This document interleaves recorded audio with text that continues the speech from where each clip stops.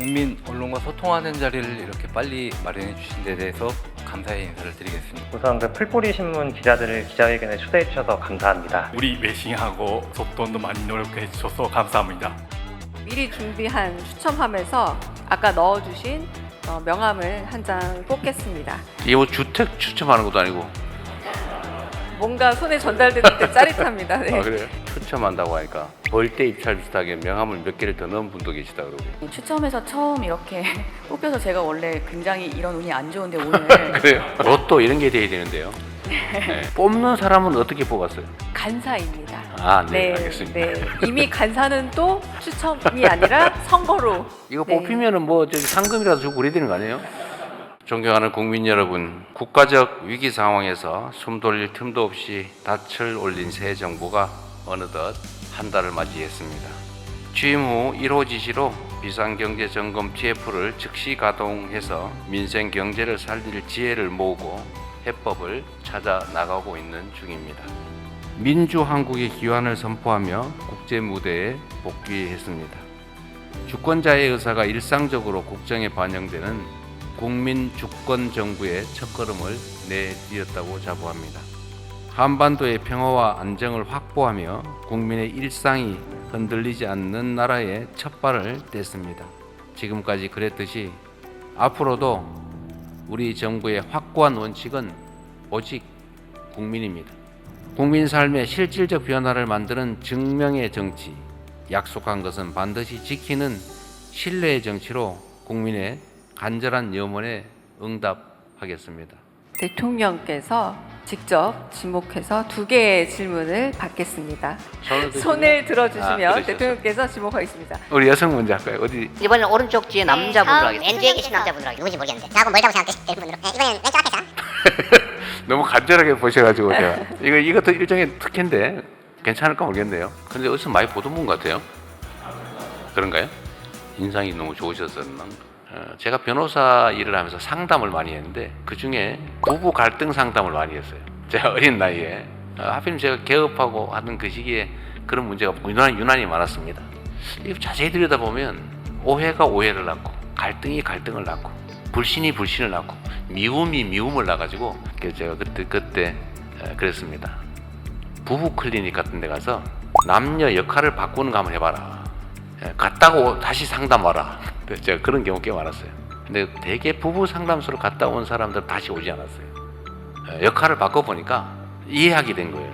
내가 왜 그랬지? 서로. 저는 비슷하다고 생각해요. 사람 관계도, 여당과 야당과의 관계도, 남과 북의 관계도, 또 진영과 진영 관계도 저는 비슷하다고 생각합니다. 대화 소통이 정말로 중요하다.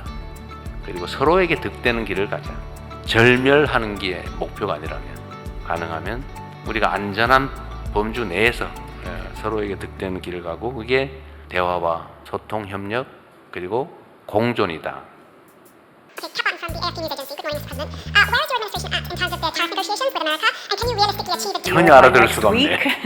or are you hoping for an extension? 대통령이 안 나왔으니까 저 AFP의 태클린 발표 기자입니다. 여기도 잘못 알아듣겠는데 좀 천천히 말하세요.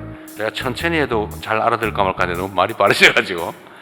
그래서 지금 이제 주 5일제가 너무나 이제 당연해진 것처럼 주 4.5일제가 우리에게 그렇게 당연해지는 시점이 언제쯤으로 예상을 하고 계신지. 사실 저도 모르겠어요. 지금도 우리가 OECD 평균 대비 120시간 이상 더 일한다고 해요. 그냥 한 달 반쯤 된다고 하죠. 한 달에서 2달. 어쨌든 이걸 좀 줄여야 건강한 삶도 가능하다. 사회적 대화를 통해서 가능한 부분부터 조금씩 점진적으로 해 나가야 될 것 같아요. 어릴 때 얘기해서 죄송한데 제가 어릴 때 공장을 다닐 때 한 달 내내 아예 안 쉬었어요. 처음에는. 그러다 어느 날부터 한 달에 한 번은 쉬어준다. 그래서 이런 좋은 제도가 있나? 이런 생각했어요. 그 다음에 또 지나다 보니까 2주에 한 번씩은 쉬어준다. 그래서 어느 날은 매주 한 번. 그러다 어느 날 반공일이 생겼죠. 그러다가 이제 토요일도 아예 쉬게 됐는데 많은 시간이 걸렸지만 결국 이런 식으로 가야 되지 않을까. 가능하면 좀 빨리 가고 싶어요. 정책적으로. 지난 30일간 G7 정상회의 등 외치와 내치를 두루 살피며 분주하셨는데요. 한 달 소회가 어떠신지 소개 부탁드리겠습니다. 사실 30일 어떻게 지나가는지 잘 모르겠습니다. 우리가 보통 하루하루가 빨리 지나간다 이렇게 말하는데 저는 일주일 단위로 시간이 지나가는 것 같아요. 또 금요일인가? 금요일에 제가 마음이 쓰이는 이유는 토요일, 일요일은 되게 공간에 갇히기 때문에 그렇습니다.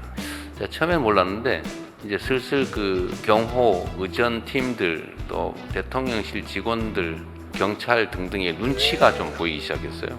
눈치가 많이 보여서 주말에는 제가 웬만하면 공간에서 일을 하는 편인데 어쨌든 그 공간에 있는 시간이 너무 빨리 와요. 일주일 단위로 시간이 가는 것 같습니다.